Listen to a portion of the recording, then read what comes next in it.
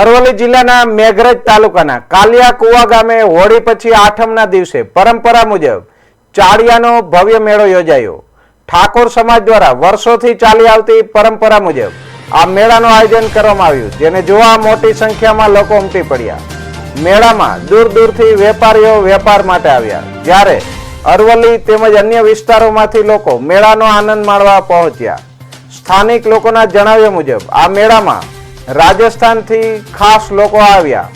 મેળાના આયોજનમાં ગામના સરપંચ, ડેપ્યુટી સરપંચ અને ગ્રામજનોએ મહત્વનો ફાળો રહ્યો, જેના કારણે સમગ્ર મેળા દરમિયાન ઉત્સાહ અને આનંદનો માહોલ જોવા મળ્યો।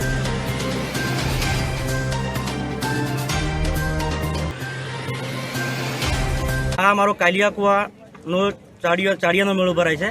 ચાળિયાના મેળામાં મારા 40 થી 50 વર્ષથી જે વડવાઈઓ મારા દાદા બાપ દાદા કરતા હતા મેળો, એ આજે અમે નવી જનરેશન બધી જ અમે આજે જે પરંપરાગત રીતે ચાળિયાનો મેળો ભરીએ છીએ અને ભરાય છે। અને આજુબાજુના ગામના લોકો, સરથોણા, રાજસ્થાન, મહીસાગર જિલ્લો, અરવલ્લી જિલ્લાના લોકો, ત્રણેય જિલ્લાના લોકો ભેગા મળીને અમે મેળાનો આનંદ માણીએ છીએ અને આ મેળો ભરાય છે। અને આ લગભગ હોળી પછી આઠમના દિવસે અમારો આ ચાળિયાનો મેળો અમારા કાલિયા કુવા ગામની અંદર લગભગ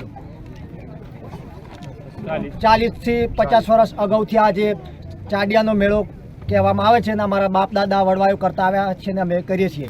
ને આ મેળો બહુ દૂર દૂરથી વેપારી માણસો, સગા સંબંધીઓ બધા જોવા માટે આવે છે અને ખૂબ ઉલ્લાસ ઉમંગથી ભરાય છે અને આની જે રમત ગમતની મજા બહુ સારી આવે છે।